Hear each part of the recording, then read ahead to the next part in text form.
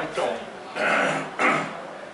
sempre bom fazer essa discussão, por causa que tem a ver com resgatar uma série de conceitos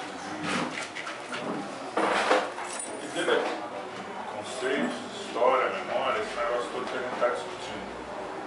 Veja só, que a companheira falou, às vezes se tenta, na verdade, passar uma história, ou se tenta, muitas vezes, passar conceitos que estão diferentes do que são, na verdade. Então, primeiro, esse problema da democracia. Eu já tive muitos debates que eu vi os companheiros falar o seguinte, não adiantou nada, que nós lutamos e as coisas continuam iguais, né? Ou, inclusive, teve um autor que chegou a escrever o seguinte, o que mudou da ditadura para cá? Nada, a não ser a ditadura. Né? E é verdade, porque veja só, qual é o elemento principal, e é importante a gente ver o problema do porquê que interessa ao imperialismo, à burguesia e tudo mais, dar um golpe militar, estabelecer uma ditadura, um Estado totalitário e tudo mais. Porque isso é ruim para a nossa classe. Entende? A democracia é bom para a classe operária.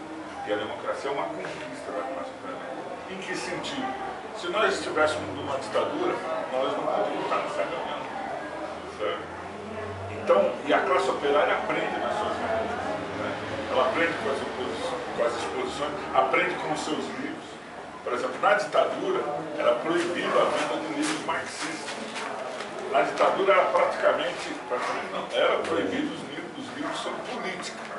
Só se permitia livros sobre política no exterior. No Brasil, de jeito nenhum. As livrarias eram mapeadas e tudo mais. Então, é importante a gente entender isso, que a democracia é muito importante para a classe operária, para ela poder aprender, inclusive, a poder lutar contra a ditadura, e aí, como um companheiro tocou aqui, mas também aprender a lutar contra a democracia. E transformar exatamente esse elemento, esse instrumento que é a democracia, a serviço do avanço político, cultural e ideológico da nossa classe. Digo isso por quê? Porque nós temos que sempre ter na nossa cabeça o seguinte, se tentarem novamente estabelecer um regime de força e opressão contra a classe trabalhadora e o conjunto do povo brasileiro, nós vamos ter que ir à luta, nós vamos se mobilizar, nós vamos garantir. Aquilo que não foi feito em 64 pelo PCB, quando existia, na nossa opinião, condições de ser feito, nós vamos ter que fazer. Entende? Então esse é o primeiro elemento que eu acho importante. Segundo, e aí sendo pontual por causa do tempo, esse elemento que falou o falso do problema da classe operária. O problema do resgate, o companheiro falou, bom, por que agora? É verdade, nós estamos atrasados, eu devia ter feito isso. Né? O problema é que a gente às vezes fica pedindo tanta coisa que a gente tem que dar o devido valor a certos debates que estão necessários. E aí vai se passando coisas que na verdade não tem a ver. Né? Como você falou aqui, vão se passando outros conceitos ou outras histórias. O problema da classe operária, falso dúvida. Nós somos de uma geração, eu falo isso, que tivemos o privilégio de ver a classe operária em movimento, fazendo grandes movimentos e fazendo política. Porque hoje nós vivemos numa situação que nós chamamos não revolucionária. Hoje ainda as lutas da classe operária são muito sindicais, quase não são políticas. Né? Nós é que tentamos politizar essas lutas. Mas houve uma época que essa classe operária marchava, fazia... Esse negócio, a greve dos metalúrgicos, 270 mil peões, vocês não imaginam o que é 270 mil peões.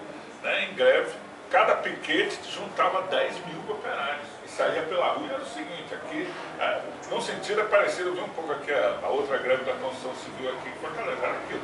Só que diferentes, eram metalúrgicos, têxteis e outras categorias, mas invadiam as fábricas, faziam parar todo mundo, controlavam os trânsitos e tal. Essa marcha que o Fausto falou, até o estado de Vila Príncipe, né? Então você vê quando a classe operária ela entra em movimento e mais, ela muda a história. Esse é outro elemento muito importante.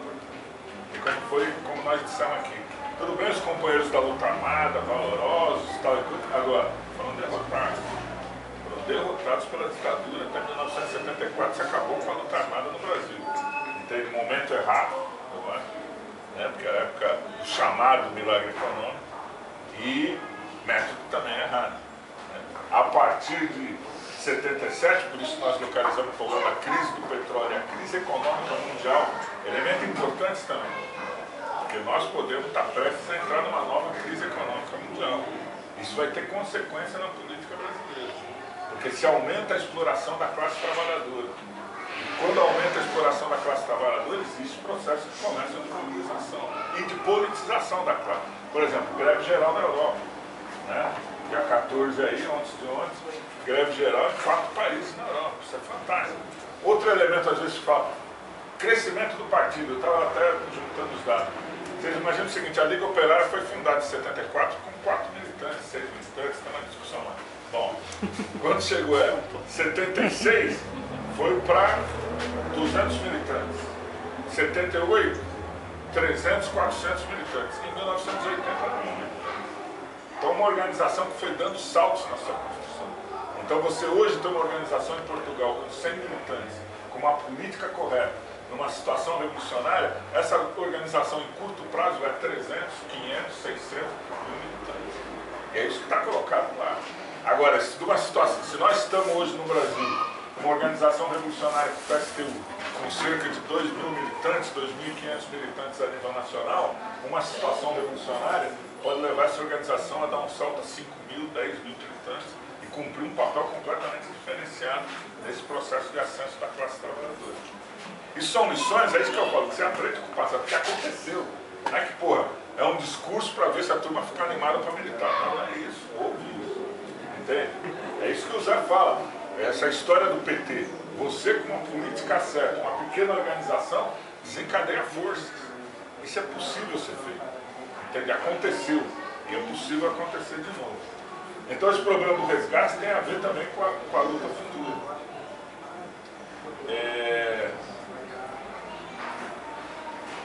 Acho que se tocou aqui também o problema do que igualdade de punição para todo mundo, quem lutou e quem não lutou. Também eu acho um exemplo muito importante aquele. Vocês já imaginaram o seguinte? Teve o tribunal de Nuremberg, né? Julgou os nazistas. Você já imaginou se ele chamasse os maquis da França para também serem julgados porque lutaram contra os nazistas de arma na mão? Ou o pessoal, fazer um julgamento vale para os dois lados, o Estado de Israel e os palestinos que estão lutando contra o Estado de Israel de armas na mão? Não, a luta é desigual. Como eu disse, posso não concordar com o médico, o tempo que os companheiros fizeram, agora direito de lutar contra a opressão, direito de lutar contra a ditadura, um regime autoritário burguês, é todo direito. Assim, esse problema do nome, essa é uma polêmica interessante, né? Porque eu estava também no debate, né? Às vezes a gente usa essa formulação ditadura cívico-militar. Aí um companheiro até falou para mim, mas mesmo do lado cívico, nós vamos ter que ver quem era também, né? Porque do mesmo jeito que do lado militar, vocês viram aí, a gente fala ditadura militar também, que a cabo, marinheiro, sargento, estava lutando contra a ditadura. Entende? Vocês viram? A gente participa dessas comissões de anistias, é isso, são milhares de cabos e sargentos que foram demitidos durante a ditadura militar, perseguidos. Entende? Mas do outro lado também do civil tem, né? Não é todos os civis também. Tudo bem que teve a marcha lá da família com Deus da liberdade, agora o civil aqui era imperialista, era burguês, era patronal. Então, acima de tudo, era uma ditadura de classe. É isso que a gente quer falar. Não era só um problema de você designar militar ruimzinho ou bonzinho, ou civil bonzinho ou malzinho. O problema é que aqui existia uma ditadura de classe. E quem estava do lado dos militares eram altos oficiais das Forças Armadas. Gente que convivia diretamente com o imperialismo. O Castelo Branco estabeleceu as relações dele com o imperialismo norte-americano na Itália, quando lutou na Segunda Guerra Mundial. A partir daí, certo, com outros oficiais, como o Goberido, Couto Silva, todos esses caras, passaram a ser diretamente agentes do imperialismo. Então esse elemento de classe também eu acho que é muito importante.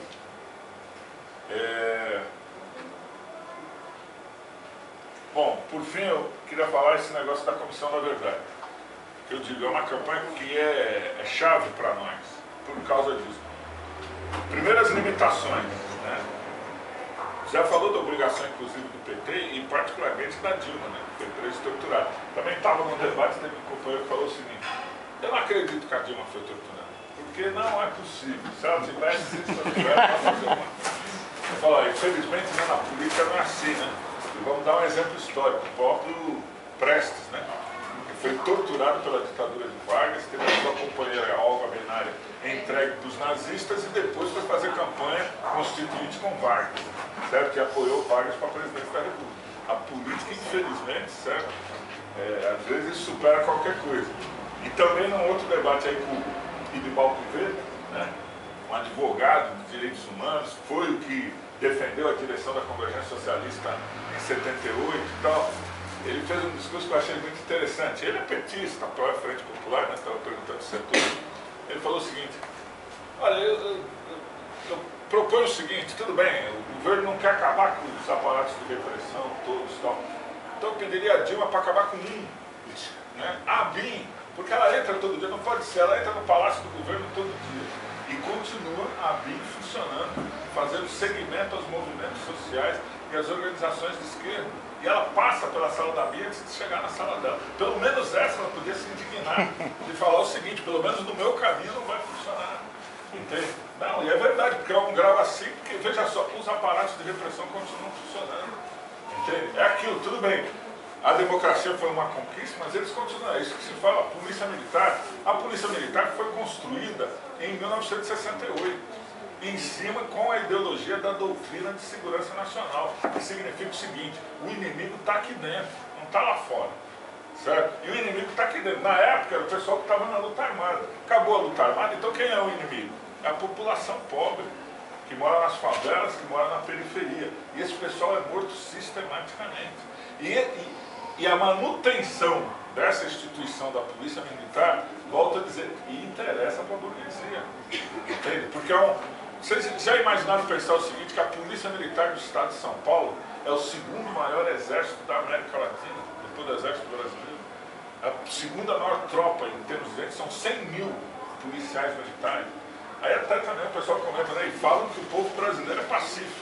Bom, pacífico, né, mas para ter cuidado eles preferem ter 100 mil policiais militares funcionando, né, não ser muito pacífico. Então o problema de você combater isso tem a ver com você combater hoje. Então essa atuação na Comissão da Verdade, por isso que tem a ver com toda a nossa campanha. Primeiro, o resgate da nossa história, o resgate da história da Convergência Socialista, que é o resgate da história da classe operária e das lutas operárias como protagonistas no processo da derrubada da ditadura militar. Esse é um elemento muito importante. Agora, junto com isso, não parar só nisso, é também a exigência, isso, uma campanha pela punição, o esclarecimento e a punição daqueles que cometeram crimes durante a ditadura militar.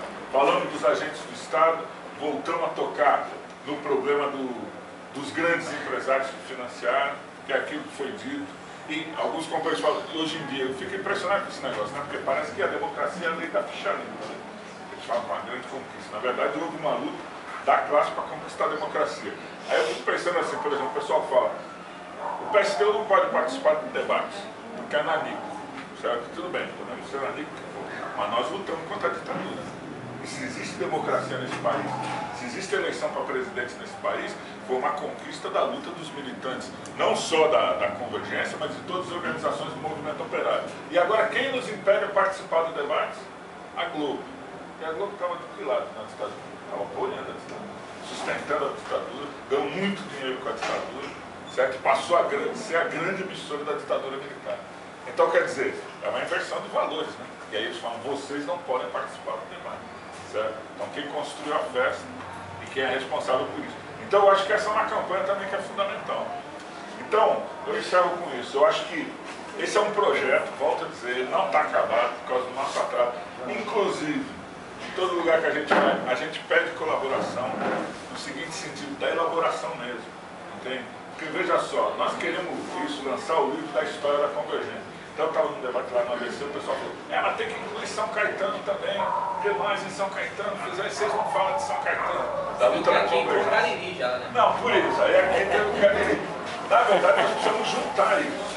Agora é muito importante que a Volta Redonda, pô, nós temos uma história em Volta Redonda também, que é impressionante, da luta que nós participamos, dentro da CSN e tudo mais. Tinha militante nosso em 88.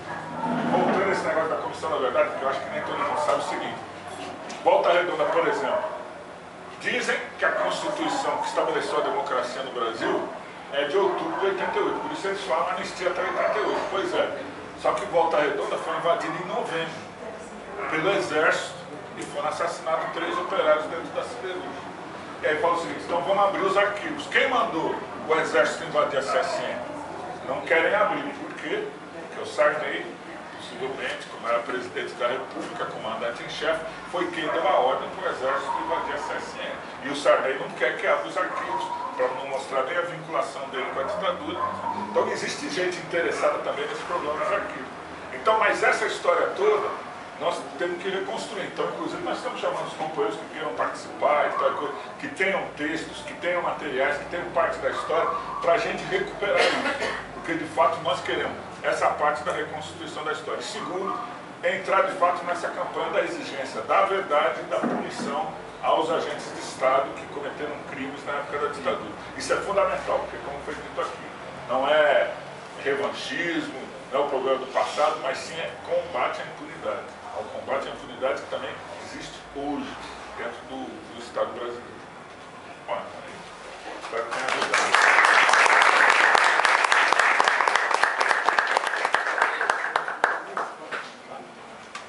Não, gente, ó.